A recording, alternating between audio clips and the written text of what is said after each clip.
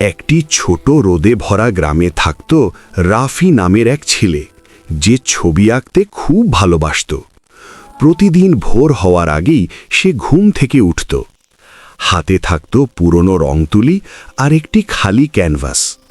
তার স্বপ্ন ছিল এমন সব রং আঁকা যা আগে কেউ কখনো দেখেনি।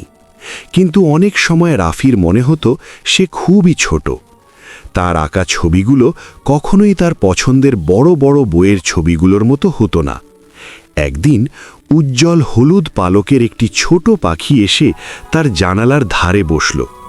পাখিটি মিষ্টি করে ডাকল আর মাথা কাঁধ করে তাকালো, যেন তাকে উৎসাহ দিচ্ছে। রাফি হেসে রং তুলিটি রঙে ডুবিয়ে নিল এবং আকাশে পাখিটির নির্ভীক উড়ান অনুসরণ করার সিদ্ধান্ত নিল।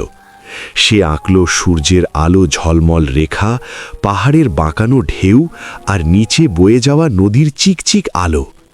দিন যেতে লাগল আর রাফি প্রতিদিনই ছবি আঁকতে থাকল। কখনো রং দাগের বাইরে চলে যেত, কখনো আকারগুলো অদ্ভুত লাগত, তবুও সে থামেনি। পাখিটিও প্রতিদিন সকালে ফিরে আসত। রাফি যখন নতুন কিছু চেষ্টা করত, তখন পাখিটি খুশিতে ডানা ঝাপটাত। কিছুদিন পর গ্রামবাসীরা রাফির ছবির দিকে নজর দিতে শুরু করল। ছবিগুলো ছিল একেবারেই আলাদা, রঙগুলো যেন আনন্দে নাচছিল আর তার আঁকা আকাশগুলো প্রাণে ভরা মনে হতো। তখন রাফি বুঝতে পারল, ভুল হলেও আঁকা চালিয়ে যাওয়ার সাহসী তার স্বপ্নগুলোকে বাস্তব করে তুলেছে। আর সেই ছোট পাখিটি তাকে নিঃশব্দে শিখিয়েছিল, সাহস কখনো কখনো ডানার এক ঝাপটার মতো ছোট হলেও সূর্যের মতোই শক্তিশালী হতে পারে।